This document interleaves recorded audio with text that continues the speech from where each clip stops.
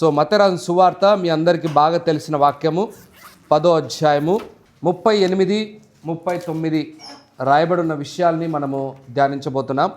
తన సిలువనెత్తుకొని నన్ను వెంబడింపనివాడు నాకు పాత్రుడు కాడు. తన ప్రాణము దక్కించుకొనువాడు దాన్ని పోగొట్టుకొనును గాని నా నిమిత్తము తన ప్రాణము పోగొట్టుకొనువాడు దాన్ని దక్కించుకొను. చాలు, కేవలం ఈ అంశం మాత్రమే ధ్యానిస్తాం. దానిపైన చాలా విషయాలను వివరించాడు. ఇక్కడున్న మాటలు అన్నీ యేసు ప్రభుల వారు చెబుతూ, చాలామంది నేను శాంతిని ఇవ్వడానికి వచ్చానేమో, మరొకటి ఇవ్వడానికి వచ్చానేమో, కాదు. పిల్లవాడికి తండ్రి, కూతురు, తల్లి వీళ్ళందరి మధ్యలో వైరంను పుట్టించడానికి నేను వచ్చాను. ఈ మాటలన్నీ చెప్పిన తర్వాత చివరిగా ఆయన చెప్తున్నాడు, అండ్ ఇంగ్లీష్లో ఇలా స్టార్ట్ చేస్తాడు, and he does not take his cross, ఎవరైతే తన సిలువను ఎత్తుకొనరో, అండ్ ఫాలో ఆఫ్టర్ మీ, ఆయన్ను ఎవరైతే వెంబడించరో వాళ్ళు నాకు పాత్రులు కారు. ఇది మొదటి మాట. ఇక్కడ చూస్తున్న మాటలో చాలా మనకు అర్థం కాని విషయాలు, అది ఉన్నది ఉన్నట్టు తెలుగులో మనం చదివినప్పుడు ఆ భావము, ఆ భావజాలాల ఉన్న దాని వెనకల ఉన్న గూఢమైన సత్యమైన విషయాలు మనము చాలా వరకు మనం తెలుసుకోలేకపోతున్నాం. ఏందనంటే అది మనము చేయాల్సిన పని. ఎవరు చేయాల్సిన పని? మనము చేయాల్సిన పని. దేవుడు చేయాల్సిన పనిని దేవుడు చేసేసాడు. దేవుడు చేయాల్సిన సత్యమైన విషయాలను మనకు కావాల్సినవన్నీ ఇచ్చాడు. కానీ మనము చేయాల్సిన పనులు మనకున్నాయి. అన్నీ దేవుడే చేస్తాడు అని అనుకుంటే ఎలా ఉంటుంది? నిన్నటి దినాన ఒక అబ్బాయి నాతో పాటు కూర్చొని చాలా డిస్కషన్స్ చేస్తూ ఒక మాట అన్నాడు. ఏమన్నాడంటే, దేవుడు ఇంపాసిబుల్ గొప్ప కార్యాలు చేస్తాడని చెప్తున్నావు కదా నువ్వు. మరి తన క్వశ్చన్ ఏంటంటే, నేను ఒకవేళ పైనుంచి ఎగురుతాను అని అంటే దేవుడు నన్ను కాపాడుతాడా? దేవుడు నిన్ను కాపాడుతాడా అనే క్వశ్చన్కు కాపాడుతాడు, అందులో డౌటే లేదు. బట్ ఆయనను పరీక్షించి, ఆయనను శోధించి, ఆయనను ఇబ్బంది పెట్టకూడదనే లేఖనాలు కూడా స్పష్టంగా రాయబడి ఉన్నాయి. మనం చాలా విషయాలు తెలుసుకోవాలి. మనము చేయాల్సిన పనులు ఏంటో మనం నేర్చుకోవాలి. చాలా వరకు యేసు ప్రభు మీరు ప్రశాంతంగా ఉండండి, నేను చేయాల్సిందంతా చేశాను, మీరు ఏమి చేయాల్సిన పని లేదు, మీరు ఊరుకనే లేచి నిలబడి మీరు దేవుడు చెప్పినట్టు చేస్తూ ఉండండి, మిగతా అంతా నేను చూసుకుంటానంటే మామూలుగా ఉండదు అది కథ. ఎవరికి ఇష్టం వచ్చేట వాళ్ళు బతుకుతారు. మీరు సిలువనెత్తుకొని మీరు చేయాల్సిన పనులు ఉన్నాయి, మీ బాధ్యతలు ఉన్నాయి. మొదటిగా అక్కడ చూస్తే ఏమన్నదంటే డస్ నాట్, ఇంగ్లీష్లో డస్ నాట్ టేక్, మీరు దాన్ని తీసుకోకపోతే. ఈ మాట ఇలాగ ఫస్ట్ మాటలో చెప్తే అర్థమవుతుంది మీకు. మొదటి మాట ఏంటంటే తీసుకోకపోతే. ఏమి తీసుకోకపోతే? యాక్చువల్గా మన తెలుగులో మాత్రము అది మామూలుగా రాసి ఉండొచ్చేమో, కానీ గ్రీక్ భాషలో ఒక చాలా అర్థమైన విషయం ఉంది అక్కడ. నాట్, తీసుకోకపోతే. దాన్ని నౌ, ఓ, దాని ప్రొనౌన్సియేషన్ ఎలా ఉంటుందంటే గ్రీక్లో ఓయు, ఔ, అది ఓవల్లాగా వినపడుతుంది, ఔ. కానీ దాని అర్థం ఏంటో తెలుసా? Ruling it out fact. అది కరెక్ట్ అని తెలిసి దాన్ని వద్దని వదిలిపెట్టేయడము.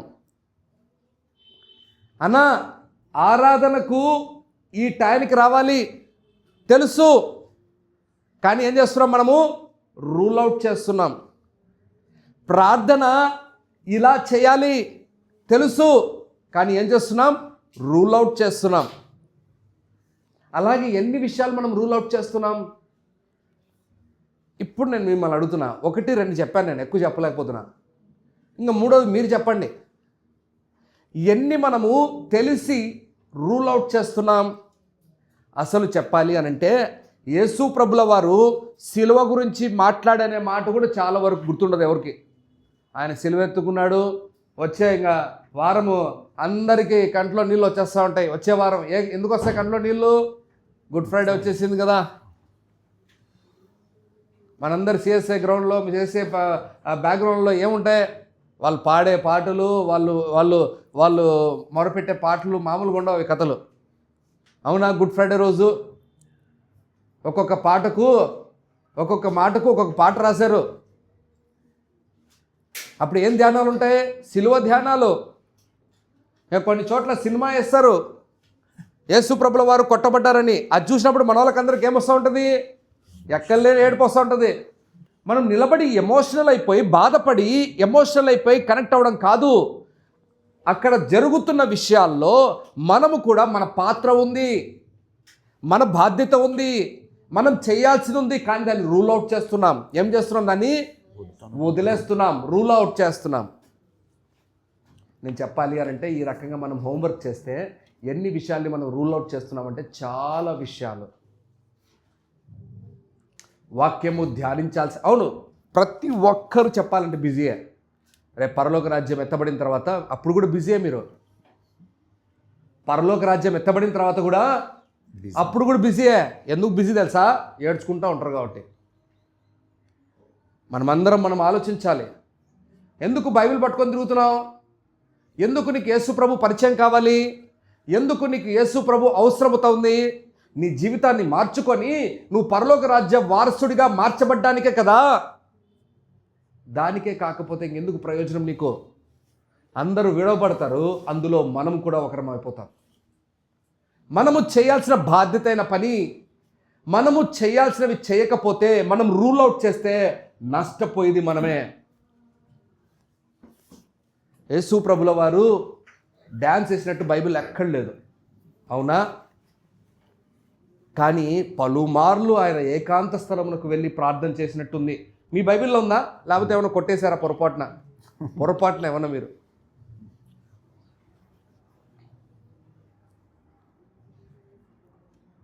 మరి దాన్ని రూల్ అవుట్ కూడా చేయకూడదు మనం. ఈరోజు మొదటిగా రూల్ అవుట్ చేస్తే ఏంది అసలు? ఆ మాట చాలా బాధకరమైంది. చూడండి, మనం రూల్ అవుట్ చేసే వారమైతే ఎలా అయిపోతామో చూడండి. సామెతలు 13వ అధ్యాయము 13వ వచనంలో ఉన్న మాట చూద్దాం ప్లీజ్. ఆజ్ఞను తిరస్కరించువాడు అందువలన శిక్ష నొందును. ఆజ్ఞ విషయమై భయభక్తులు గలవాడు లాభము పొందును. వాడు లాభం పొందుతాడంట, వీడు శిక్ష పొందుతాడంట. ఎవడైతే రూల్ అవుట్ చేస్తాడో, ఎవడైతే వద్దనుకుంటాడో, ఎవడైతే నేను చెయ్యను అనుకుంటాడో తెలిసి కూడా. మనకు చాలా విషయాలు తెలుసు, ఏం తెలియకేం కాదు. ఈ రోజుకి ఏదో పెద్ద మహా గొప్ప విషయాలు తెలుసుకున్నానేం లేదు. చిన్నప్పటి నుంచి మీరు బైబిల్ పట్టుకున్నారు, చదివారు, తెలియని విషయాలు అంటే ఏమీ ఉండవు. కొన్ని విషయాలు తెలుసు మీకు, పూర్తిగా తెలియకపోయినా, అవునా కదా? మరి ఆజ్ఞ విషయమై తిరస్కరించువాడు ఎవరు? వాడు తిరస్కరించేవాడు. వద్దు, నేను చేయను, నాకు వద్దు. బ్రదర్, నువ్వు నేను అలాగా ఆజ్ఞను తిరస్కరిస్తే అందువలన శిక్ష పొందుతాం. ఖచ్చితంగా పడుతుంది దెబ్బ. ప్రతి ఒక్కరికి పడుతుంది. నీకు పడుతుంది, నాకు పడుతుంది దెబ్బ. దేవుడు ప్రతి వాటిలో అన్ని రాసి ఉంచాడు, కానీ దాన్ని వాడుకునే విధానాలు, చెప్పుకునే విధానాలు మనలో లేకుండా పోయాయి. అదే కాదు, ఇంకొక మంచి మాట చూడండి. హోషేయాలో ఈ మాట చదివిస్తే మీకు ఇంకా చాలా బాధ కలుగుతుంది. ఎందుకంటే నేను త్వరగా చాలా విషయాలు చెప్పాలి కాబట్టి ఒకే చోట ఆగిపోకూడదు. నేను హోషేయ 4వ అధ్యాయం 6వ వచనంలో ఉన్న మాటను చూద్దాం. నా జనులు జ్ఞానము లేని వారే నశించుచున్నారు. నీవు జ్ఞానమును విసర్జించుచున్నావు గనుక నాకు యాజకుడవు కాకుండా నేను నిన్ను విసర్జింతుదును. ఏం చేస్తాడంటే దేవుడు, నిన్ను నేను విసర్జించదను. నీవు నీ దేవుని ధర్మశాస్త్రము మరచితివి గనుక నేనును నీ కుమారులను మరతును. అబ్బా, నువ్వు నన్ను మరచితివి గనుక నేనును నీ కుమారులను మరిచెదను. ఎందుకు కుమారులు మరిచినప్పుడు మనకు ఎఫెక్ట్ అవుతుంది? మనల్ని మర్చిపోతా ఉంటే పర్లేదులే ప్రభువా, కనీసం నా కొడుకులన్నా జ్ఞాపకం చేసుకో అంటాం మనం.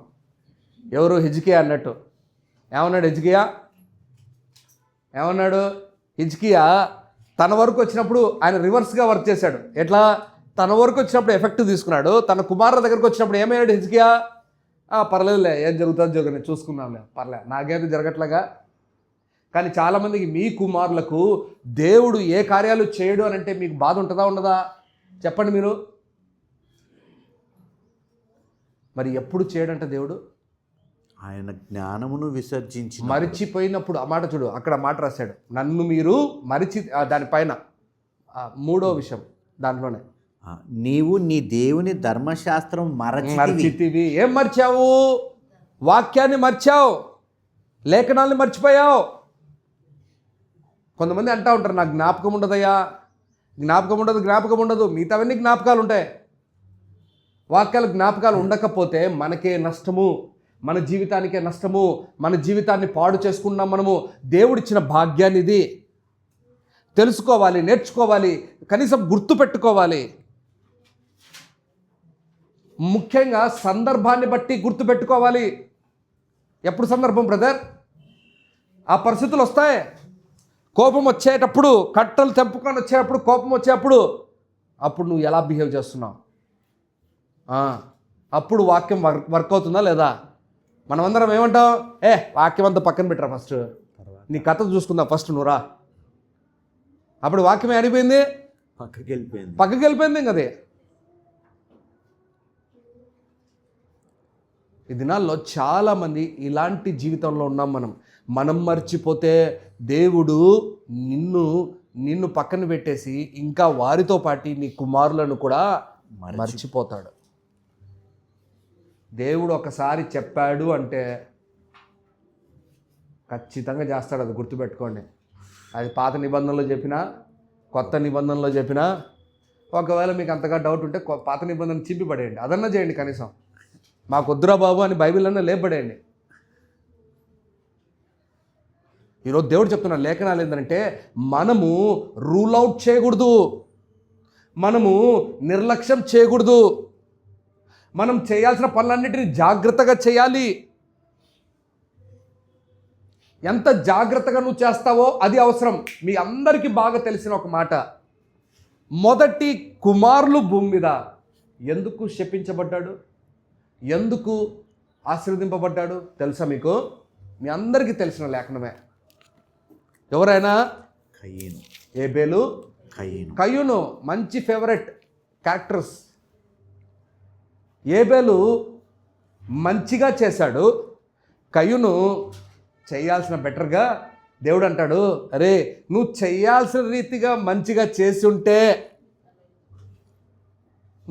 ఉంటే ఏం ప్రభువా, ఫలాలేగా అన్నీ ఎరుకొని వచ్చా, ఇసురుకొట్టా ఫలాలు, ఏం పెద్ద విషయమా? ఏబేలు అలా కాదే. ఏబేలుకి పెద్ద టాస్క్ చెప్పాలంటే. ఏం టాస్కు? ప్రతి గొర్రెలో ప్రథమ చూలు ఏదైతే మొదటిగా పుట్టిందో దాన్ని గుర్తుపెట్టుకోవడం ఎంత కష్టం. ఇది 1 నెల ప్రోగ్రాం కాదు బ్రదర్, సంవత్సరం ప్రోగ్రాం మాడుతున్నాను నేను. ఒక గొర్రె పిల్ల కనిన తర్వాత అది మొదటి గొర్రె ఎక్కడా, ఎంత గుర్తుపెట్టుకోవాలి? వాటన్నిటిని పోగు చేసుకొని వచ్చి దేవునికి అర్పించాలి. ఎంత కష్టము! అంత శ్రద్ధగా చేశాడు కాబట్టి ఏబేలు అర్పణ ఏమైంది? అంగీకరించాడు దేవుడు. నువ్వు బ్రదర్ నాకు నచ్చినట్టు నేను చేస్తాను, నాకు పరలోక రాజ్యాన్ని నాకు దేవుడు రాసిచ్చాడు అనుకుంటే మీ ఊహాలోకాల్లోనే ఉన్నారు మీరు. మేబీ ఈవెన్ పరలోక రాజ్యం ద్వారాల దగ్గర కూడా పోతారేమో మీరు. మనం కూడా పోయి తలుపు కట్టి, ప్రభువా నాయనా, అప్పుడప్పుడు ప్రార్థన చేశాను కదా నాయనా అంటే వెనకాల నుంచి ఇంకొక ఆయన వస్తాడు, రే నువ్వు పక్క జర్రా ఫస్ట్. ఆయన ఏమిటి తెలుసా, రే నువ్వు పక్క జర్రా ఫస్ట్. ప్రభువా నీ పేరుట నేను దెయ్యాలు వెళ్ళగొట్టా. రే నువ్వు ఓన్లీ ప్రార్థన రా, నేను దెయ్యాలు వెళ్ళగొట్టాను. కానీ వీళ్ళందరూ ఆడున్నారు, డోర్ బయట ఉన్నారు. మన కథ అంతా బయట ఉంటే అయిపోయా సినిమా. ఇది ఒక్కరోజు నరకం కాదు. ఒక్కరోజు నరకం అంటే పర్వాలేదు, మనం కూడా ఒకసారి అలా ట్రిప్ పోయి రావచ్చు. ఏం నా తమ్ముడు, అలా ఒక వారానికి ఏం పోయి రావచ్చు. ఇది జీవితాంతము పడిపోయి ఉండేది. నువ్వు నేను రూల్ అవుట్ చేస్తున్నావేమో చాలా విషయాలు, నిర్లక్ష్యం చేస్తున్నావేమో చాలా విషయాలు, దేవుని దగ్గర ఉండాల్సిన శ్రద్ధ లేకుండా పోతుందేమో మనకు చాలా విషయాలు.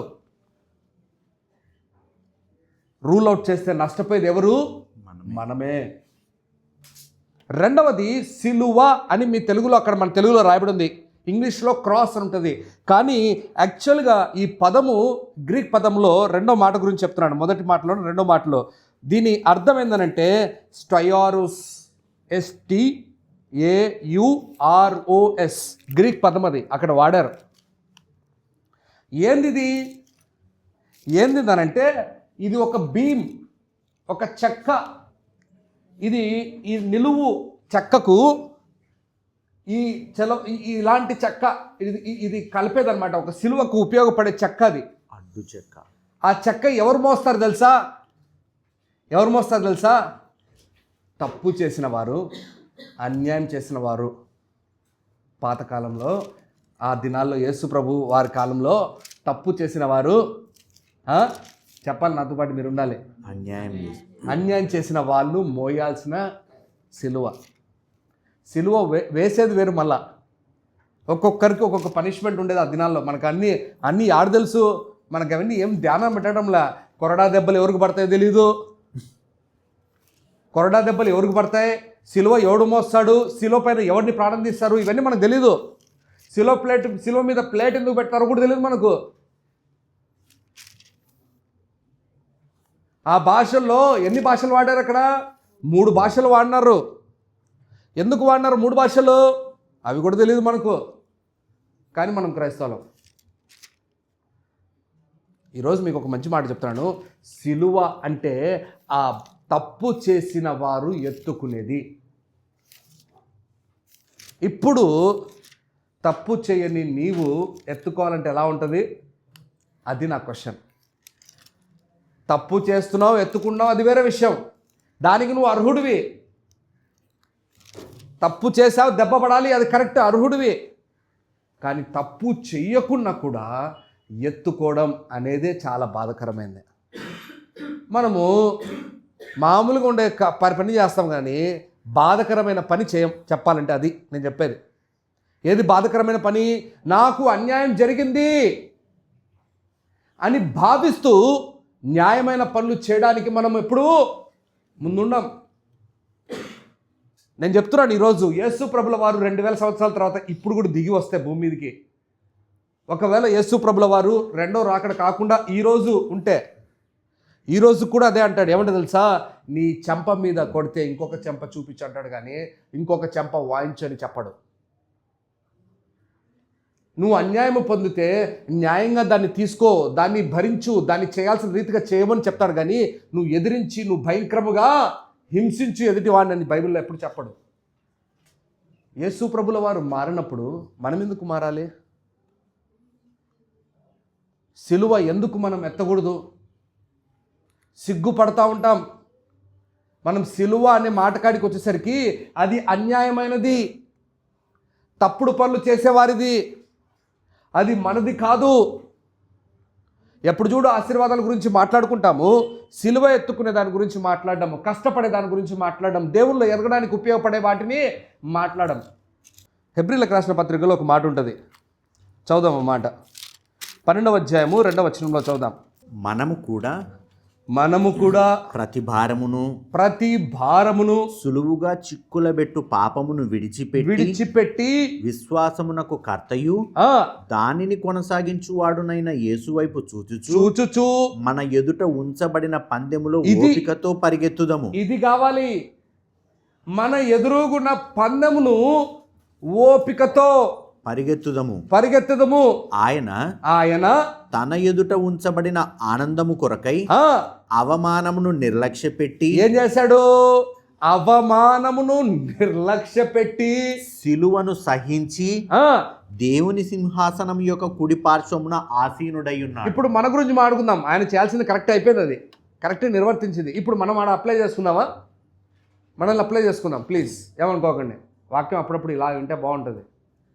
ఇప్పుడు మనము అవమానమును పక్కన పెట్టి మనం పెట్టామా? అదో పెద్ద పెద్ద డౌట్. ఇప్పుడు సిలువను సహించి అవమానమును పక్కన పెట్టి మనం అవమానం ఎప్పుడైనా పొందడానికి రెడీగా ఉన్నామా? నా డౌట్ అది. ఏమ్మా, అవమానము పొందడానికి మనం రెడీగా ఉన్నామా? ఆహా. మంచి పని చేసినప్పుడు అవమానం పొందడానికి రెడీగా ఉన్నామా? ఇంకా ఇప్పుడు క్లారిటీ ఉంది, మీకు అర్థమవుతుంది. ఇప్పుడు మంచి పని చేసినప్పుడు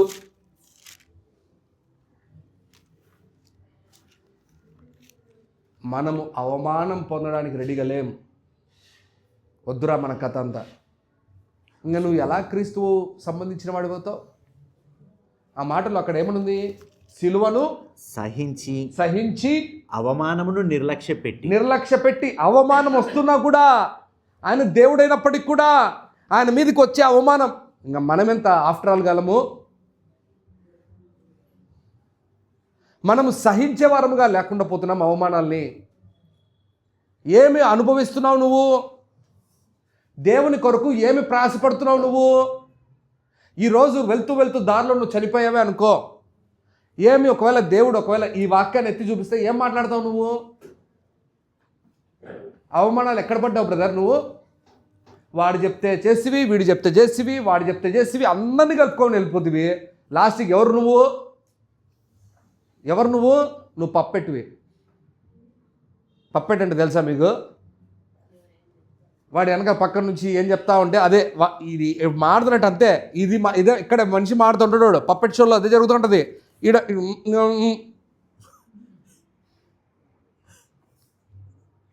మనమందరి చేతిలో ఏమవుతున్నాము? పప్పెట్ అవుతున్నాము. తోలు బొమ్మలు అట్లా అంటే ఇంకా బాగా అర్థమవుతుందేమో. వాడేం చెప్తే అది చేస్తాం, వీడేం చెప్తే అది చేస్తాం. ఎందుకు చేస్తాం తెలుసా? అవమానములు పడకూడదు. ఏం తమ్ముడు? మీరు అలసట పడకయు మీ ప్రాణములు విసుకకయు ఉండునట్లు పాపాత్ములు తనకు వ్యతిరేకముగా చేసిన తిరస్కారమంతయు ఓర్చుకొనినా ఆయనను తలంచుకొనుడి. ఓరు నాయనా,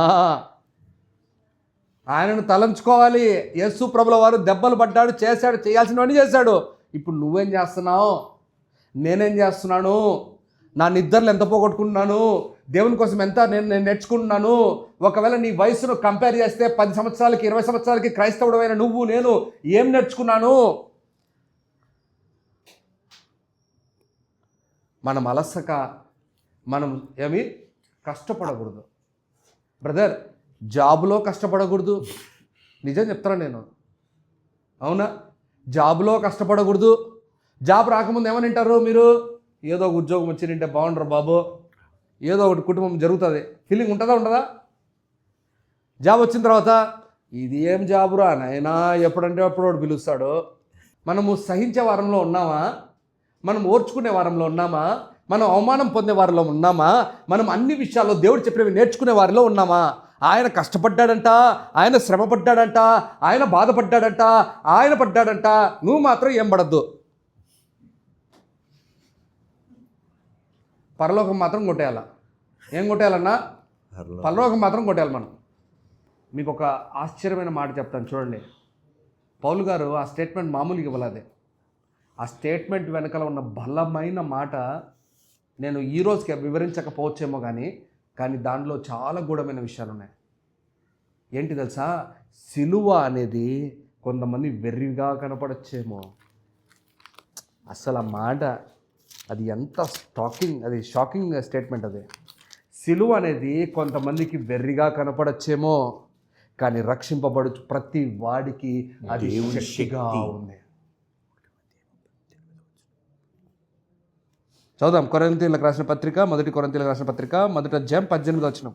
సిలువను గూర్చిన వార్త నశించుచున్న వారికి వెర్రితనము గాని రక్షింపబడుచున్న మనకు దేవుని శక్తి.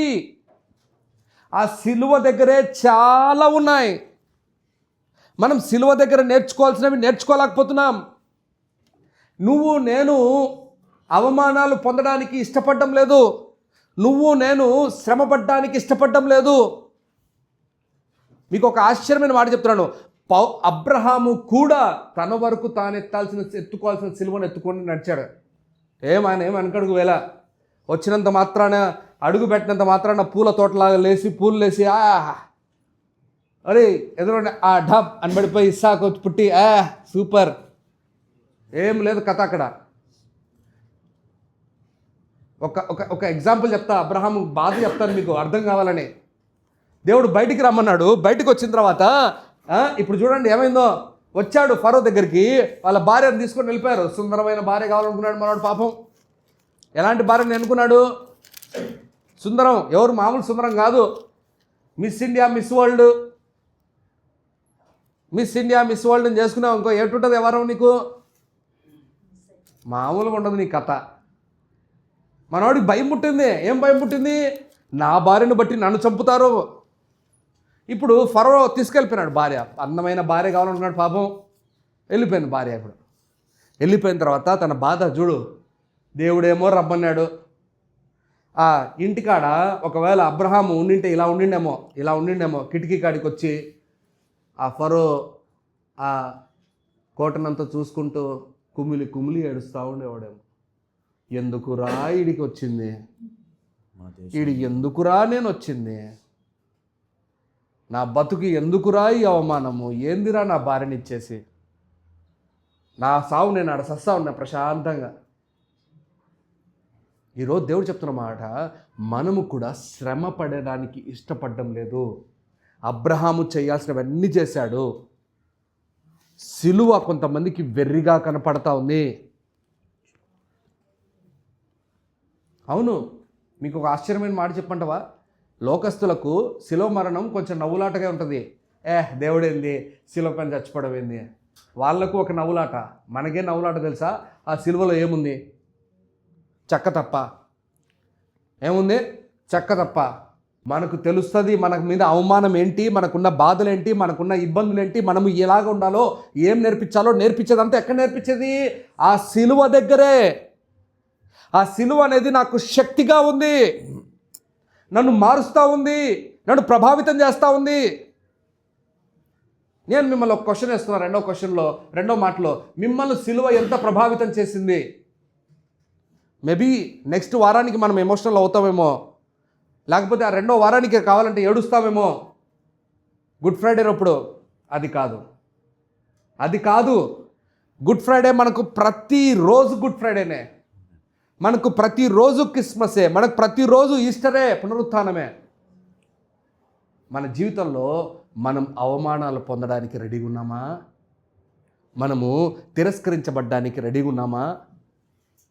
మనము వెలివేయబడే దానికి, అంటే నువ్వు కావాల్సిన వాళ్ళని ఏదో తప్పు పని చేసి వెలివేయబడాలని కాదు నా ఉద్దేశం. మళ్ళీ మీరు నా మాటను తప్పుగా తీసుకోవద్దండి.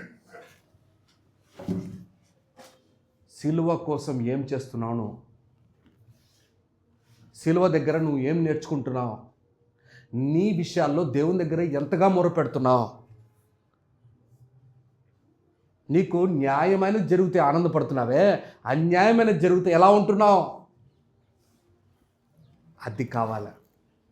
యేసు ప్రభుల వారిపైన అన్యాయమైనది జరుగుతూ ఉంటే ఏమన్నాడు తెలుసా? తండ్రి వీరేమి చేయుచున్నారో వీరెరుగరు. ఎందుకు ఎరగరు? బాగా తెలిసే వాళ్ళకు. ఎలా కొట్టాలో తెలుసు, ఎలా తిట్టాలో తెలుసు, ఎలా ఉమ్మాలో తెలుసు వాళ్ళకు. తెలుసా తెలియదా? చక్కగా గాండ్రించి ఉమ్మారు. మరి అవమానము యేసయ్య పొందాడు, న్యాయమైన వాడే అవమానం పొందాడు. ఇంకా మన కథ, మనం ఎలాంటి వాళ్ళము? మనం యేసు ప్రభుల వారి దగ్గర 1% కాదు బ్రదర్, 0.0000000 ఏనా ఎక్కడ పెడతాం? ఒకటి డిసైడ్ కావాలి మనమే. 0.0000000 ఏడొస్తుందో ఒకటి మనకు తెలియదు. దాంతో కూడా కంపేర్ చేసుకోలేము మనం. అంతెందుకు, ఈ దినాల్లో మన కళ్ళ ముందు చనిపోయిన భగత్ సింగ్ గారి బ్రదర్ కానీ, మన కళ్ళ ముందు చనిపోయిన ఏసన్న బ్రదర్ కానీ, వాళ్ళతో కంపేర్ చేయడానికి మనం అర్హులం కాదన్నప్పుడు ఇంకా ఆయన ముందు ఎట్లా కంపేర్ చేసుకుంటాం? సర్వ సృష్టికర్త ముందు ఆయన అవమానాలు పొందాడంట, నువ్వేం పొందుతున్నావు? నీ సిలువ ఎక్కడుంది? ఎత్తుక్కోలేమో, అప్పుడప్పుడు ఏ రూమ్లో వదిలిపెట్టామో, ఎక్కడుందో కథ. సిలువ ఎతికేవాడు కూడా లేడు ఈ దినాల్లో. నేను నిజం చెప్తాను, అర్థం చేసుకోండి. ఈ వాక్యం ఇలా అర్థమవుతుంది మీకు. ఇప్పుడు మన సిలువ ఎక్కడుందో కూడా మనకు తెలియదు. ఏమ్మా నీ సిలువ ఏడుంది చెప్పాలి మీరు. మీ సిలువ ఏడుంది? ఉందా మీ దగ్గర? ఏదైనా వచ్చిందనుకో సమస్య, ఏమైపోతాం మనము? పారిపోతాం. పరుగు. ఈడ కాకపోతే ఆడ, ఆడ కాకపోతే ఈడ. మీకు ఒక ఆశ్చర్యమైన విషయం బైబిల్లో చదువుతున్నప్పుడే మీకు అర్థం కావాలి. అబ్రహాము తన కుమారుడికి కావాల్సిన భార్య నిమిత్తము కూడా పోలే ఊరికి. ఆ బహాన చెప్పుకొని పోయి మా ఊరోళ్ళు చూస్తా, చాలా సంవత్సరాలు అయిపోయింది. మనకు ఉంటుంది కదా, అందరికి ఉంటుంది ఆ ఫీలింగ్ ఉంటుంది కదా. అబ్రహాము చచ్చిపోయేంత వరకు, ఈవెన్ భార్య కూడా చచ్చిపోయింది. పోయినాడు తమ్ముడు. మిమ్మల్ని ఊరికి పోద్దని నా ఉద్దేశం కాదు. మీరు పొరపాటున మీరు మళ్ళీ ఈ వాక్యాన్ని ఇలా ట్విస్ట్ చేసుకోకండి. నేను చెప్పేది ఏంటంటే, ఆయన పడిన శ్రమ, ఆయన పడిన బాధ, ఆయన పడిన అవమానాలు, ఆయన పడిన ప్రతి వాటిలో దేవుడు చెప్పినట్టు ఎలాగైతే ఉండాలో అలాగే ఉన్నాడు. నేను పోనంతే, ఇంకా నువ్వు పోవద్దన్నావు, నేను మౌనంగా. ఈరోజు దేవుడు చెప్తున్న మాటలు మనమందరం నేర్చుకోవాలి. మన సిలువ ఎక్కడుందో మనం తెలుసుకోవాలి. మేబీ మన సిలువ మనకు కనపడడం లేదేమో ఈరోజు. నిజంగా మనం అవమానాలు పోడాల్సిన రీతిగా పడడం లేదేమో, మనము ఎదగాల్సిన రీతిగా ఎదగట్లేదేమో, ఆ సిలువ నుంచి రావాల్సిన శక్తి మనకు రావట్లేదేమో. బ్రదర్, నువ్వు క్రైస్తవుడు అయి ఆ సిలువ నీకు ఇంకా వెర్రిగా ఉందేమో నాకు తెలీదు, కానీ నేను మాత్రం ఒక మాట చెప్తున్నాను, ఆ సిలువ నీ శక్తిగా మార్చబడేంత వరకు నీ జీవితం మార్చబడదు. ఎవరి సిలువ? తన సిలువని. నీ సిలువ గురించి మాట్లాడు. ఇప్పుడు మళ్ళీ తిరిగి ఆడిపోతే ఇంకా గొప్ప విషయాలు తెలుసుకుంటావు. ఏ సిలువ గురించి మాట్లాడుతున్నాను నేను? యేసు ప్రభుల వారి సిలువ దగ్గర గొప్ప గొప్ప విషయాలు తెలుసుకుంటావు. అది శక్తే నిజంగా. ముందు నీ సిలువ గురించి ఆలోచిద్దాం, నీ శ్రమల గురించి ఆలోచిద్దాం, నీ బాధల గురించి ఆలోచిద్దాం, నీ అవమానాల గురించి మాట్లాడదాం. నువ్వు ఎంతగా ఇబ్బంది పడుతున్నావు, ఆ ఇబ్బందుల్లో నువ్వు ఎంతగా దేవుని దగ్గర ఆధారపడుతున్నావు, నువ్వు ఎంతగా నీ స్వభావాన్ని మార్చుకుంటున్నావు. అప్పుడప్పుడు ఇలా అనిపిస్తుంది నాకు, ఈ మాట ఇలా చెప్పి నేను ముందుకెళ్తా. మీకు అందరికీ ఒక మంచి అవకాశం ఉంది. మన ఊర్లో ఉంటే ఒకే పాటలు ఏమ్మా, ఒకే అన్ని రిధంలు వెళ్తూ ఉంటాయి, అవునా? ఇక్కడికి వచ్చిన తర్వాత ధన్యత ఏంటి? ఇంగ్లీష్ నేర్చుకుంటువే ఏం తమ్ముడు, హిందీ నేర్చుకుంటువే ఏం తమ్ముడు. నిన్ను ఎక్కడ నిలబెట్టాడు దేవుడు? రాజధానిలో నిలబెట్టాడు. మనమేమంటాం తెలుసా? వద్దొద్దు ప్రభువా, మళ్ళా నన్ను ఆడికి తీసుకోపోనాయనా, యాడికి తీసుకోపోనా, ఆ పాముల పాడికి తీసుకోపోనాయనా అన్న ఒకసారి ఏదో ఒక సందులో వాక్యం చెప్పుకుంటా బతుకుతాను నేను. దేవుడు అంటాడు, రే నిన్ను ఉన్నతమైన స్థలానికి తీసుకొని వచ్చాను రా, నువ్వు సిలువ ఎత్తుకో, భయపడద్దు, నేనున్నా నీతో, నేను నిన్ను లేవనెత్తేవాడిని. హల్లెలూయా. రాబో తరములో చచ్చిపోయిన తర్వాత నువ్వు చేసిన పని అనేక మందిని వెలిగింపచేయాలి. హల్లెలూయా. ఇప్పుడు నేను చనిపోతే పరలోక రాజ్యానికి వెళ్ళిన తర్వాత ఎవరిని ఎత్తుకుతాను అనుకున్నావు? ఫస్ట్ యేసు ప్రభుల వారిని ఎత్తుక్కుంటా, అందులో డౌటే లేదు. తర్వాత ఒక్కొక్క దైవజనుడు ఎలా ఉంటాడో, యోనా ఎలా ఉంటాడో, పేదరు ఎలా ఉంటాడో, పౌలు ఎలా ఉంటారో. నేను యేసర బ్రదర్ని 2011లో ఆయన ఆరాధన జరిగిస్తున్నప్పుడు 10లో జరిగిస్తున్నప్పుడు నేను చూసా. మా కడపకు వచ్చాడు ఆయన. అప్పటికే చాలా అనారోగ్యం అయిపోయాడు. ఆయన చూసా, అయినగానే నువ్వు చూడడానికి వెళ్తాను నేను అక్కడ. ఇప్పుడు నువ్వు చనిపోతే పరలోక రాజ్యాల్లో నిన్ను చూడాలని ఎవరైనా రాకూడదా? నువ్వు కష్టపడి అలాగా సేవ చేస్తే, నువ్వు సిలువ ఎత్తుకుంటే, నువ్వు చేయాల్సిన పనులు చేస్తే, అలాగా అనేక మంది సిలువ ఎత్తుకునే బాధ్యతను తీసుకుంటారు. హల్లెలూయా. మనం నేర్చుకోవాలి అది. మనం మర్చిపోయామేమో మన సిలువ గురించి ఎక్కడుందో. నాకున్న పెద్ద ప్రాబ్లం ఇదే. ఒకే ఒక చోట ఆగిపోతే ఆ విషయాలన్నీ అక్కడెక్కడే ధ్యానించుకుంటూ పరిశుద్ధాత్మ దేవుని అడగాలి. చివరిగా 3వ విషయం చెప్తున్నాను. మొదటి మాటలో ఏంటంటే, నువ్వు ఏంటంట విలువైన వాడివి కాదు, నాకు పాత్రుడవు కాదు. ఇంగ్లీష్లో ఏమన్నట్టు తెలుసా? You are not worthy. Worthy అంటే ఏంటి చెప్పాలి మీరు, దయచేసి మీరు మాడదామా? యోగ్యుడవు. ఇప్పుడు ఏదైనా పని చేసావు అనుకో మా అనుకుందాం, ఎవరన్నా పని చేశారు, నీకు డబ్బులు ఇస్తున్నాం అనుకో ఈరోజు, ఓకే, ఈరోజు 500 ఇచ్చేసి నీకు నీ ఫీలింగ్ లోపల నేను ఎక్కువ పని చేశాను, 1000 రూపాయలు ఇవ్వాలి నీ ఫీలింగ్, నేను మాత్రం 500 ఇచ్చాను అనుకో, ఇచ్చినప్పుడు నేను అంటాను ఏమన్నా ఇట్లా ఈ మాట అనుకో, నువ్వు అర్హుడి కాదు, నువ్వు 500కే పాత్ర, నీకు 500కే ఉంది అర్హత అన్నాడు అనుకో, ఎలా ఉంటుంది నీకు? చెప్పాలి మీరు సీరియస్గా, నువ్వు నాతో పాటు కనెక్ట్ అవ్వాలి ఇప్పుడు. అంటే నీకు 1000 రూపాయలు కాదు ఇవ్వాల్సింది, 500 ఇస్తానని చెప్తే నువ్వు ఎలా ఉంటావు? చాలా బాధపడతావు. ఊరికే కాదు, ఇప్పుడు ఊరికే మాడుతున్నావు, ఎక్కువ మాడితే కొడతావు నన్ను. నిజమా కదా? దేవుడు అన్నాడు, నువ్వు సిలువ ఎత్తుకోకపోతే, నువ్వు చేయాల్సిన వాటిని చేయకుండా రూల్ అవుట్ చేస్తే నువ్వు నాకు పాత్రుడవు అర్హుడవు కాదు. You are not worthy. ఈ వర్తి అనే పదం ఏంటనంటే అసలు నన్ను చాలా ఆలోచింపజేసింది ఇది. ఈ మాటకు గ్రీక్లో ఉన్న పదము, నేను చాలా శ్రేష్టమైన మాటలు చెప్తున్నాను, అకిసియోస్, AKSIOS. అకిసియోస్ అంటే ఏందనంటే తూల, ఇది ఏమంటారు తమ్ముడు అది? దాని ఇంగ్లీష్లో యాక్సిస్ అంటారు. ఏందనంటే దేవుడు ఆ తక్కెడలో వేసి చూస్తాడు నేను. ఇది ఎక్కడుంది మాట? మనం బైబిల్లో విన్నాం, బెల్షస్సరు దగ్గర. అవునవును, ఒకడున్నాడు, వాడిని కూడా ఏం చేశాడంట? డానియేల్ పుస్తకంలో చూస్తున్నాం మనం, అది చదువుదాం. డానియేల్ 5వ అధ్యాయం 25వ వచనము నుంచి 28 చదువుదాం త్వరగా. 5వ అధ్యాయము. ఈ వాక్య భావమేమనగా మీనే అనగా దేవుడు నీ ప్రభుత్వ విషయంలో లెక్క చూచి దాన్ని ముగించెను. టెకెల్ అనగా ఆయన నిన్ను త్రాసులో తూచగా నీవు తక్కువగా కనబడితివి. ఫెరెస్ అనగా నీ రాజ్యము నీ యొద్ద నుండి విభాగింపబడి మాదీలకును పారసీయులకు ఇయ్యబడును. అది బాగా అర్థం చేసుకోండి. ఈ మాట ఇలా చెప్తే అర్థమవుతుంది. దేవుడు వాక్యం నువ్వు వింటున్నావు, ఈరోజు ప్రతి ఆదివారాలు వాక్యం వింటున్నావు, ఈ ఆన్లైన్లో యూట్యూబ్లో వాక్యాలు వింటున్నావు, క్లిక్ చేస్తున్నావు, వింటున్నావు, కానీ చేయాల్సిందంతా ఏం చేయట్లా.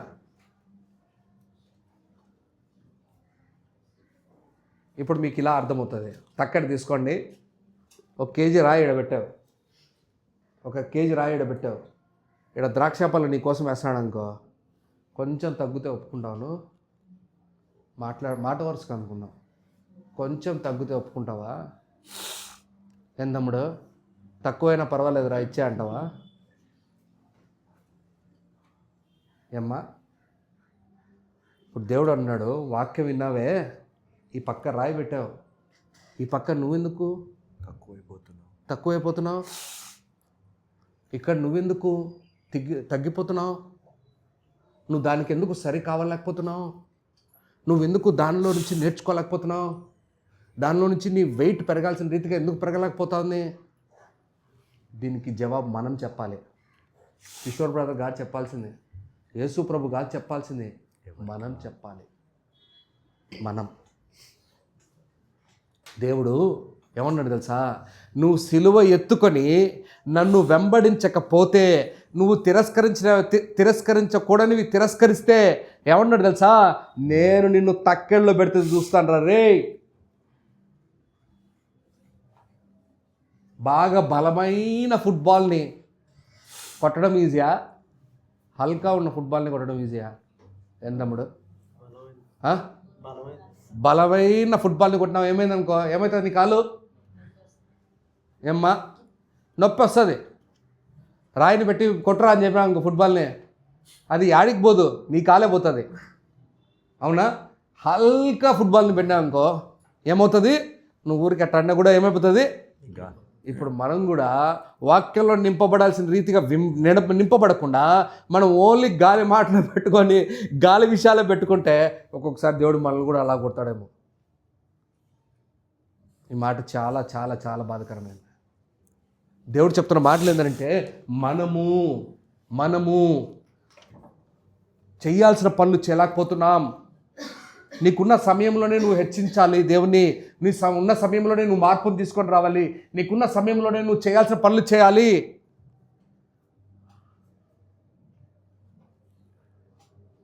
రోమిలకు రాసిన పత్రికలో ఒక మాట ఉంటుంది, 8వ అధ్యాయం 18వ వచనం. చదివి నేను 2వ మాటలోకి వెళ్తాను. మహిమ ఎదుట ఇప్పటి కాలపు శ్రమలు ఎన్న తగినవి కాదు. బాగా గుర్తుపెట్టుకోండి, ఇప్పుడు పడాల్సిన శ్రమలు పడాలి, ఇప్పుడు నేర్చుకోవాల్సినవి నేర్చుకోవాలి, ఇప్పుడు పడాల్సిన ఏమంటుందని తక్కెడలో మనం పెరగాల్సిన రీతిగా పెరగాలి. మనము ఈరోజు నేర్చుకోవాలి. నిజముగా దేవుడు తక్కెడ వేసి చూస్తున్నాడు. బాగా గుర్తుపెట్టుకోండి, మీ ప్రతి సమయం చాలా అవసరమైంది. నేర్చుకోవాల్సిన ప్రతి వాటిని నేర్చుకోవాలి. లేకపోతే యోగ్యత లేదు నీకు, నాకు కూడా యోగ్యత లేదు. నేను 10 మందికి వాక్యం చెప్పి నేను మారకపోతే నేను యోగ్యుని కాదు. నువ్వు అన్ని వాక్యాలు విని నువ్వు మారకపోతే నువ్వు యోగ్యుడివి యోగ్యురాలివి కావు. మనకందరికి ఏం కావాలి? మర్మాలు కావాలి, మర్మరాలు కాదు. ఏం కావాలి? మర్మాలు. ఈ వాక్యం అబ్బో అది బాగుంది, ఈ వాక్యం ఇది బాగుంది. నీకు మర్మరాలతో ఎందుకు ఈ తలకాయ నొప్పి? సింపుల్ విషయాలే కదా, నేర్చుకోవాల్సిన నీట్గా ఎందుకు నేర్చుకోలేకపోతున్నాం? ఇది ఎన్నోసార్లు విన్నాం మనం. నువ్వు సిలువ ఎత్తుకో చిన్నప్పటి నుంచి వింటున్నాం మనం. ఎందుకురా సిలువ ఎత్తుకోవడం అని చిన్నప్పటి నుంచి ఆడుకుంటా తిరుగుకుంటా ఎంజాయ్ చేస్తాం మనం. ఇప్పుడు కూడా అట్లే ఉంటే ఎట్లా? ఇంత వయసు వచ్చిన తర్వాత కూడా మనం ఆ రకంగానే ఉంటే ఎట్లా? నేర్చుకోవాల్సిన వాటి నేర్చుకోలేకపోతే ఎలాగా? 2వ మాట చూద్దాము. అక్కడ ఏంటంటే 2వ మాటలో మనం వదులుకోవాల్సినవి వదులుకోలేకపోతున్నాం. ఆ మాట చెప్తున్నాడు 29వ వచనంలో, 39వ వచనంలో, he who finds his life will lose it. తన ప్రాణమును చదువు. తన ప్రాణము దక్కించుకొనువాడు దాన్ని పోగొట్టుకొనును గాని నా నిమిత్తము తన ప్రాణము పోగొట్టుకొనువాడు దాన్ని దక్కించుకొను. నేను మొదటిది పోగొట్టుకునే చెప్తాను, తర్వాత దక్కించుకునేది చెప్తా. ఈ వాక్యం ఇంతటితో అయిపోతుంది. 3వ మాట దక్కించుకునేది 3వది, పోగొట్టుకునేది 2వది. ఇప్పుడు ఏం పోగొట్టుకుంటున్నావు నువ్వు? అది నా క్వశ్చన్. ఎవరి కోసము? భర్త కోసము చాలా పోగొట్టుకుంటారు రెడీగానే, గుర్తుందా? పిల్లల కోసము ఏదైనా పోగొట్టుకుంటారు రెడీగా, చాలా గుర్తు అవుతుంది. అర్థం మీకు మాటలు చెప్తున్నా. పిల్లలకు కారం పడ్డం లేదనుకో ఏం చేస్తారు మీరు? అందరు కారం డెడికేషన్ చేస్తారు. పోతే ఫోన్లే వదిలే, మనం కూడా తిందాం అట్లే. మేము కూడా అట్టే చేసినాం. ఇప్పుడు కారం పడదు మాకు. పిల్లలకు కారం అంటే కష్టం కాబట్టి వాళ్ళ కడుపులు పాడవుతున్నాయని చెప్పి మేము ఏం చేసాము? కారం డెడికేషన్ చేసాం. వద్దనుకున్నాం. భర్త భార్య ఎవరైనా పలానా తినట్లేదు, 1 సారి 2 సార్లు 3 సార్లు పని జరుగుతుంది, 4వసారి ఏమవుతుంది? నేను కూడా ఎందుకు తింటానులే, వదిలే, నేను కూడా తినను, వదిలేసి. నువ్వేం తింటావు అది చెప్పా, ఊరికెందుకు ప్రశాంతంగా. ఇట్లా వేరే వాళ్ళకు నచ్చినవి మనం వదులుకోవడానికి రెడీగా ఉన్నాం.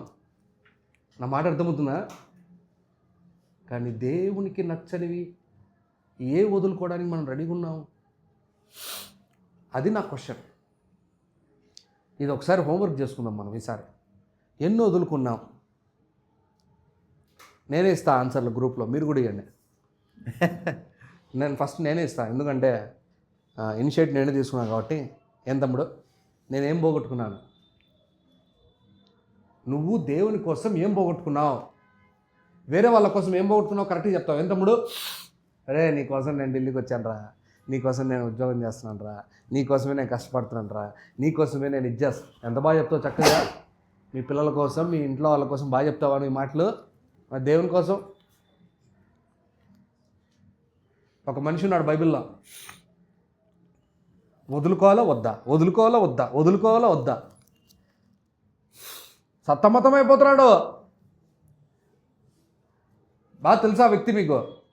ఎవరు చెప్పు, ఆలోచిస్తున్నారు మీరు, పట్టేసింది తొందరగా. బిలాము చదువుదాం ఆ మాట. 2 పేతురు 2:15 చదువుదాం.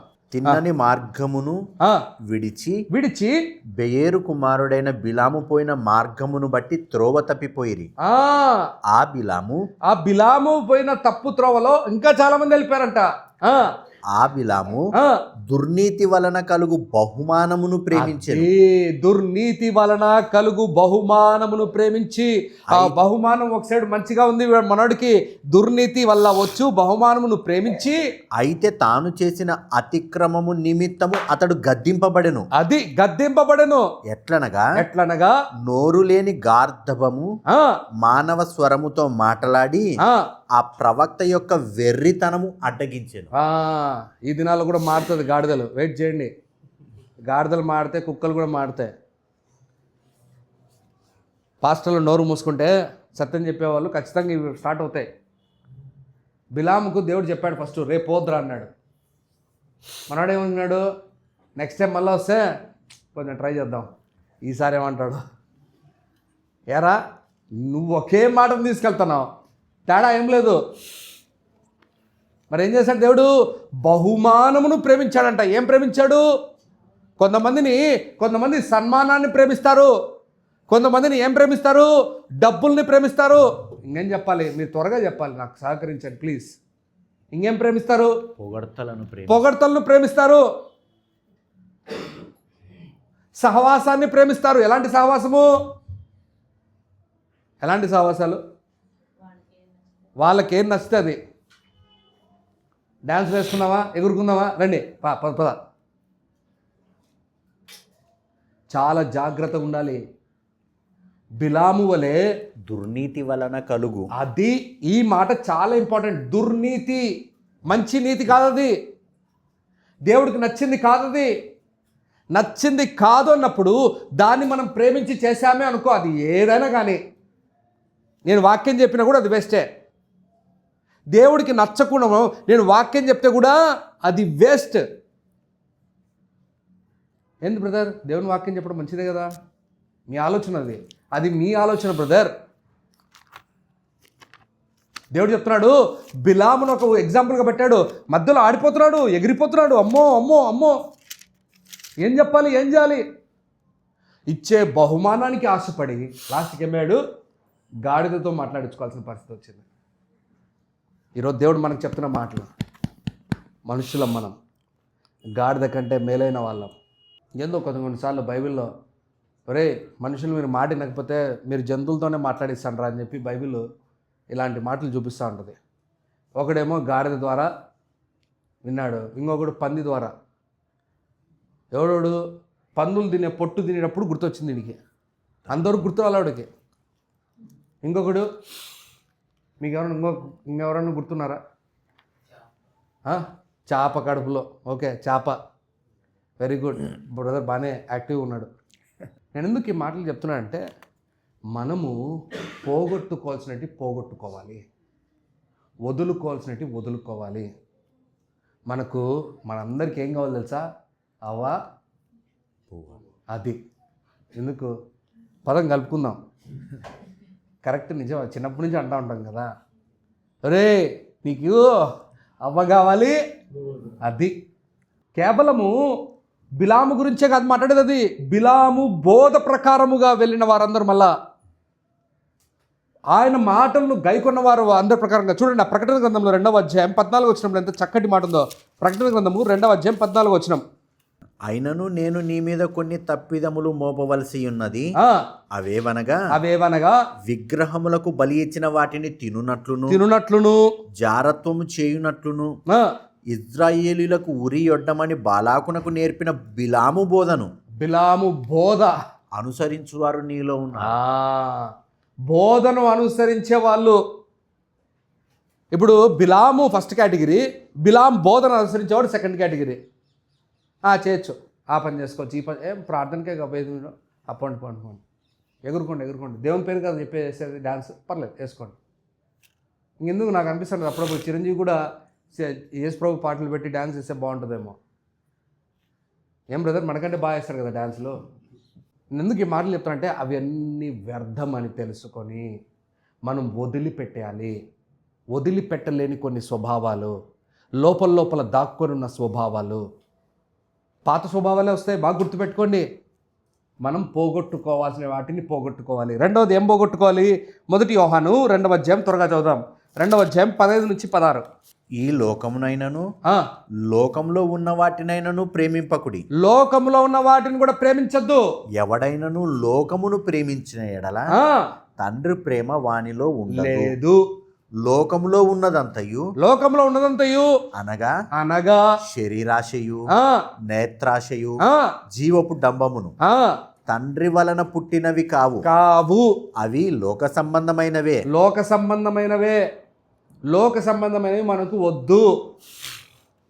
వాడేదో చెప్పాడు, వీడేదో చెప్పాడు, వాడేదో చెప్పాడు, వద్దురా బాబు. పర్లేదు, మనం ప్రార్థనలో ఉందాం, మనం నేర్చుకోవాల్సింది నేర్చుకుందాం. మన దగ్గర ఉన్న టైమే తక్కువ. ఏం తక్కువ? ప్రార్థన రావడానికి మాత్రం టైం తక్కువ అంటాం, కానీ మిగతా దానికంతా టైం ఇస్తూ ఉంటాం.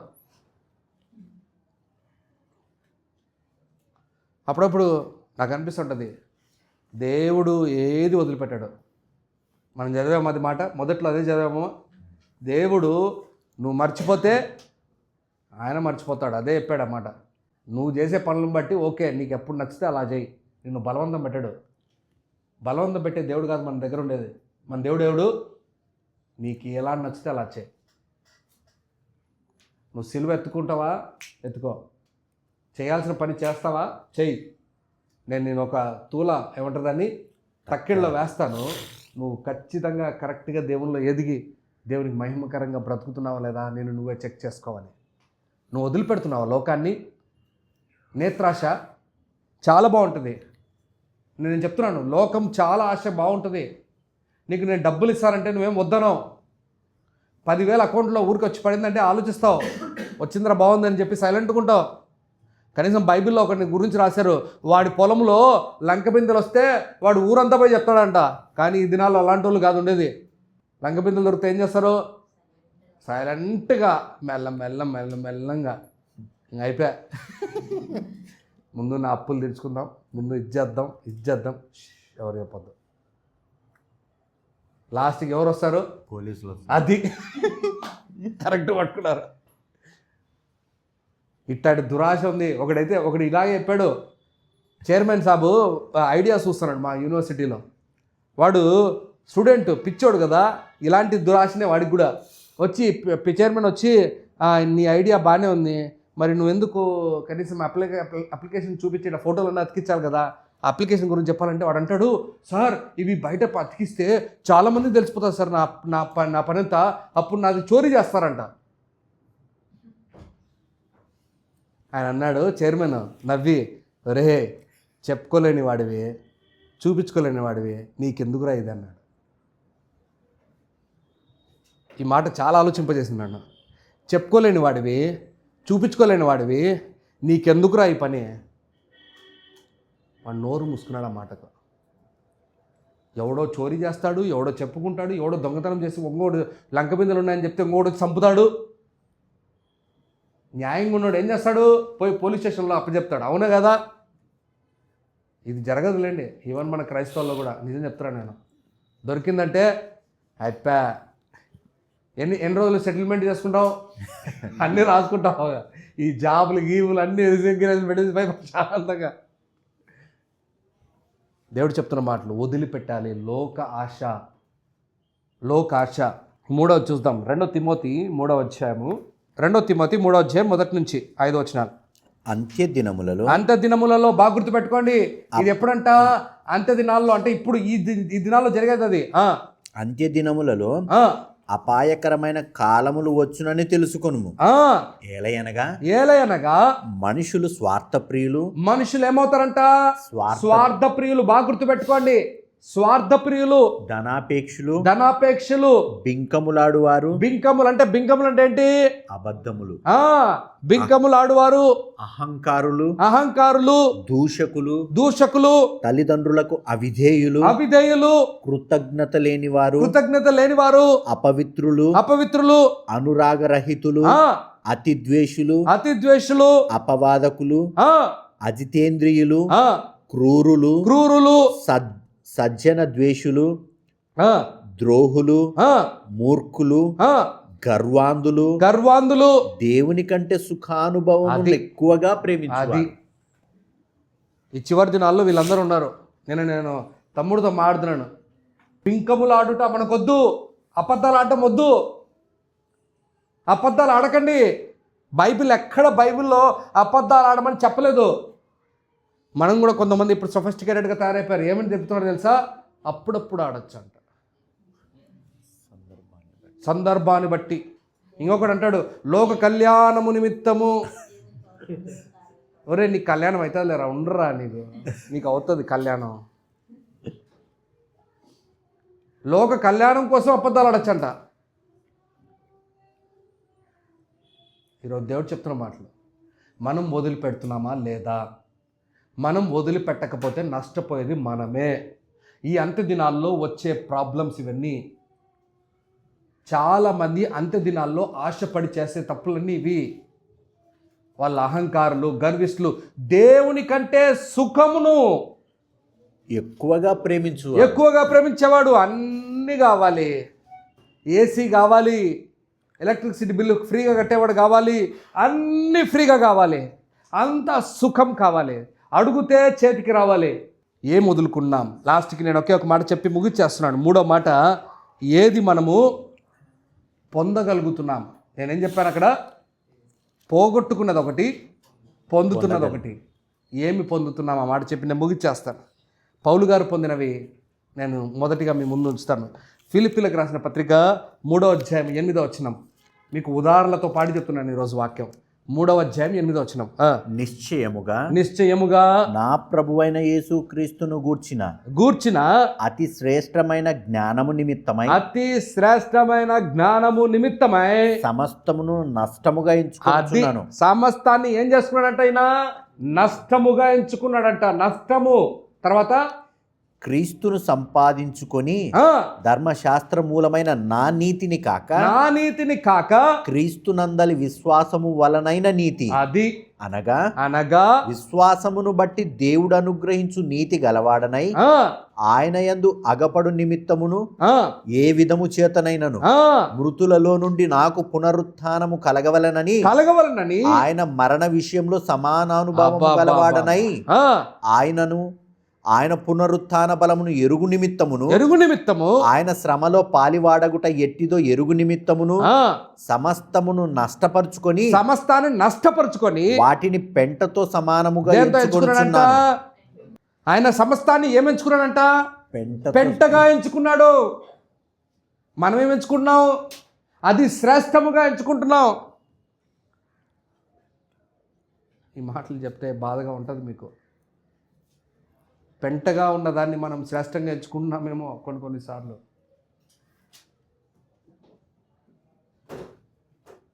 మనమే నష్టపోయేది.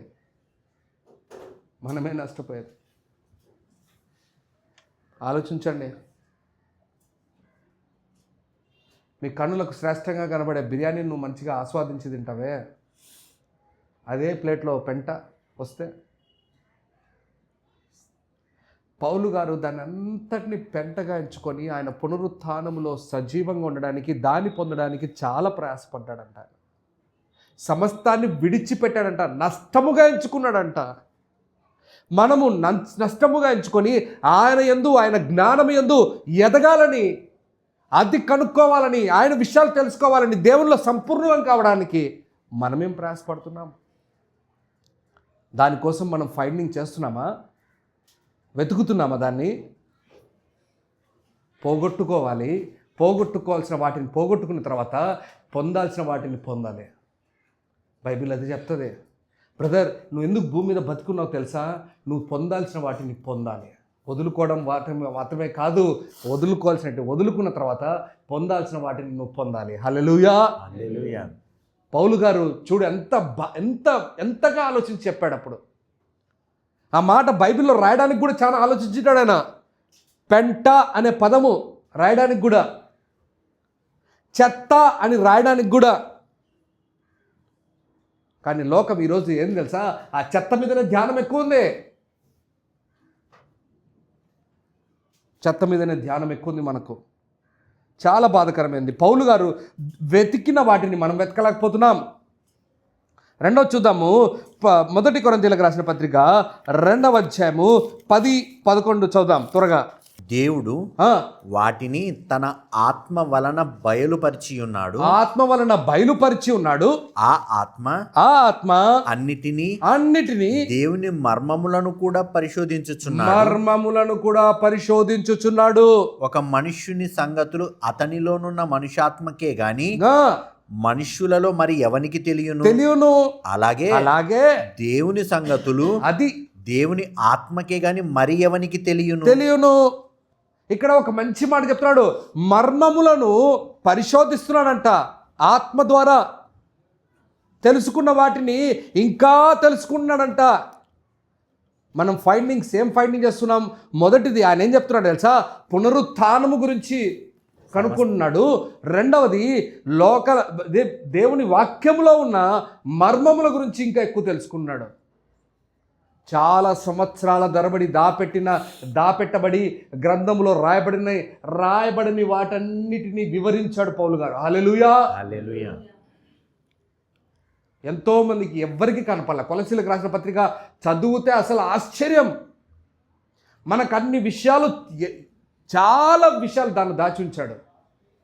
యేసు ప్రభుని ఎలాగ చూపించాలో కూడా అంత చక్కగా చూపించినాడు ఎవరు లేరు. ఎలాగైతే సినిమాల గురించి మాడుకుంటామో ఈ డైరెక్టర్ అయితే హీరోని బాగా చూపిస్తాడని, నేను చెప్పేది మన నిజముగా యేసు ప్రభుల వారిని ఎలా ప్రొజెక్ట్ చేయాలో అంత చక్కగా ప్రొజెక్ట్ చేసిన వాడు మన పౌలు గారు. పరిశుద్ధాత్ముడు అంత మంచి జ్ఞానం ఇచ్చాడు. ఎందుకు ఇచ్చాడు?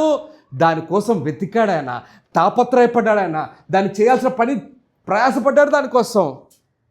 నాకు తెలిసి పౌలు గారు సరిగ్గా నిద్రపోయారు లేదో కూడా నాకు తెలియదు. శ్రమలు పడి ఆయన కోసము చెరసాల్లో పడ్డమే కాదు, ఆయన కోసము బాధింపబడ్డమే కాదు, ఆయన కోసం ఏడవడపడ్డమే కాదు, ఆయన కోసం ఏదైనా చేయడానికి రెడీగా ఉన్నాడు. ఆయన గూఢమైన విషయాలన్నిటినీ తెలుసుకున్నాడు పౌలు గారు. ఈరోజు దేవుడు చెప్తున్న మాటలు మీరేం కనుక్కుంటున్నారు బైబిల్లో? మాకేమొద్దయా అన్నీ తెలిసేసుకున్నారు, మేము ఊరికే పోతున్నామంటే వేస్ట్, ప్రయోజనం లేదు. కొలసీలకు రాసిన పత్రికలో 1వ అధ్యాయంలో నీకు అక్కడ చూడండి, 1వ అధ్యాయము 26వ వచనం 27వ వచనం ఎంత చక్కటి మాటలు చెప్తున్నాడు పౌలు గారు. దేవుని వాక్యమును అనగా యుగములోను తరములలోను మరుగు చేయబడి ఉన్న మర్మమును సంపూర్ణముగా ప్రకటించుటకు మీ నిమిత్తము నాకప్పగింపబడిన దేవుని ఏర్పాటు ప్రకారము నేను ఆ సంఘమునకు పరిచారకుడనై. లోపల దాగి ఉన్న మర్మములను తెలియచేయుటకు, సమస్త విషయాలు బోధించుటకు, ఆ సంఘానికి కావాల్సిన వాటిని అందించుటకు ఆయన చేయాల్సిన పని చేశాడు. ఆయన కనుక్కోవాల్సిన వాటిని కనుక్కున్నాడు. మనం కనుక్కోవాల్సిన వాటిని కనుక్కోలేకపోతున్నామే. మనకి ఏం రావు అనే స్టేజ్లోనే ఉండిపోయి మనం చాలా విషయాల్లో దేవుణ్ణి ఎదగలేకపోతున్నామే. ఎవరితో ఎలా బిహేవ్ చేయాలో కూడా మనం నేర్చుకోలేకపోతున్నాం. ఇది చాలా బాధాకరం. ఇది అన్యాయం చేస్తున్నాడు వీడితో నేను ఎలా ఉండాలో కూడా మనం నేర్చుకోలేకపోతున్నాం. వీడు మంచోడు, వీడితో నేను ఎలా ఉండాలో కూడా నేర్చుకోలేకపోతున్నాం మనం. చివరిగా 3వ మాట చెప్పి నేను ముగిచేస్తాను. మొదటిది పునరుత్థానాన్ని కనుక్కున్నాడు. రెండవది మర్మమైన విషయాలు కనుక్కున్నాడు. మూడవది యోహాను రాసిన సువార్త 1వ అధ్యాయం 4వ వచనం. ఆయనలో జీవముండెను. ఆ జీవము మనుషులకు వెలుగై ఉండెను. ఆ వెలుగు చీకటిలో ప్రకాశించుచున్నది గాని చీకటి దాన్ని గ్రహింపలేదు. అక్కడ జీవము అని ఉంది కదా, లైఫ్. అసలు ఆ లైఫ్ని గ్రీక్ పదంలో చాలా మంచిగా రాశారు. దాని పదం ZOE. ఏం పదం అది? జోయి, ZOE. దీని అర్థం ఏంటి తెలుసా? దీని అర్థము గాడ్స్ సెల్ఫ్ ఎగ్జిస్టెన్స్ లైఫ్ అంట. దేవుడే స్వయంగా ఉండే జీవం అంట అది. మనము ఎలా జీవించాలి తెలుసా? ఆయన మనలో జీవిస్తున్నట్లు మనం జీవించాలి. ఆ ఫైండింగ్స్ మనం కనుక్కోవాలి. అంతగా మనం ఆ జీవాన్ని పొందాలి. బ్రదర్, ఆలోచిద్దాం. ఈరోజు దేవుడు చెప్తున్న మాటలు ఏంటంటే, మనం సిలువ ఎత్తుకునే వారంగా లేం. నేను వాక్యాన్ని ముగిస్తున్నాను. ఒకే ఒక మాట చెప్తున్నాను, బాగా గుర్తుపెట్టుకోండి. కన్క్లూడ్ చేస్తున్నాను. జస్ట్ నాకు 1 minute టైం ఇవ్వండి. విషయం ఏంటంటే, స్పష్టముగా మొదటిగా ఏం చెప్పాను మీకు, రూల్ అవుట్ చేస్తున్నాం కొన్ని, వదిలిపెట్టేస్తున్నాం కొన్ని. మనం వదిలిపెట్టేస్తే నష్టపోయేది మనమే. చాలా గుర్తుపెట్టుకోండి. రెండవది, మోయాల్సిన సిలువ. యేసు ప్రభు సిలువ కాదు నిన్ను మోయమని చెప్పేది, నీ సిలువ నువ్వు మోయాలి. ఆ సిలువ మోయడం ఏందో బాగా చక్కగా వివరించాను మీకు. మనం అవమానాలు పొందాలి. మనం న్యాయమైన పనులు చేసినప్పుడు అవమానం పొందడం అనేదే కరెక్ట్ అయిన సిలువ. తప్పు చేసినప్పుడు అవమానాలు పొందడం కరెక్ట్ అయిన సిలువ కాదు. మన సిలువ ఎక్కడుందో మనం వెతుక్కోవాలి. మూడోది ఏం చెప్పాను మీకు, యోగ్యమైనది కారు మీరు. మనం యోగ్యులం అవ్వడానికి చెక్ చేసుకోవాలి. మిమ్మల్ని మీరే చెక్ చేసుకోమని పౌలు గారు చెప్తున్నారు. మిమ్మల్ని మీరే ఎగ్జామిన్ చేసుకోమని చెప్తున్నాడు. యేసు ప్రభు అన్నాడు, యు ఆర్ నాట్ వర్తి. నువ్వు యోగ్యుడవు కాదు. నాకు యోగ్యుడవు కాదు. ఎవరికి యోగ్యుడవు కాదు?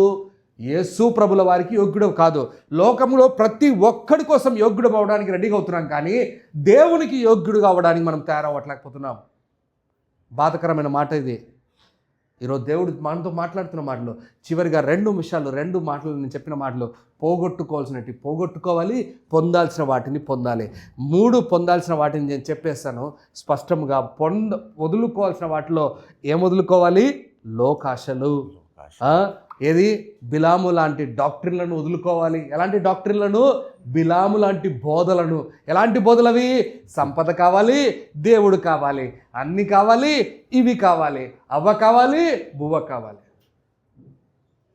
లాస్ట్ దినాల్లో చాలా దుర్మార్గపు పనులు జరుగుతున్నాయి. ఈ దుర్మార్గపు పనులు ఇంకా జాగ్రత్తగా ఉండాలి. అబద్ధాలు ఆడకూడదు. నువ్వు నీ అవునంటే అవును, కాదంటే కాదు, అంతే. ఇంకా అంతకు మించి ఏదైనా వస్తే ఏమనంటే అది దుష్టు నుంచి వచ్చినట్టే. అది ఇంకా ఈరోజు దేవుడు చెప్తున్న మాటలు మూడోది ఏమేం పొందాలో చెప్పాను నేను. పునరుత్థానపు మేలులను పొందాలి. రెండవది, సత్యమైన గూఢమైన విషయాలు, లోతైన విషయాలు, మన జీవితాన్ని మేలుకరంగా మార్పించే విషయాలు మనం తెలుసుకోవాలి. మూడవది ఏం చెప్పాను? జీవమును పొందాలి. ఏ జీవము? యేసు ప్రభుల వారే మనలో ఉండాలి. హల్లెలూయా. ఈ రకంగా మనం ఉండడానికి ఇష్టపడకపోతే, వీటిని మనం కనుక్కోలేకపోతే, మనమంతా దుర్మార్గులు ఎవరు లేరు. మనంతా ఒక రకంగా చెప్పాలంటే నష్టపోయేవారు ఎవరు లేరు. రండి ప్రార్థన చేద్దాం.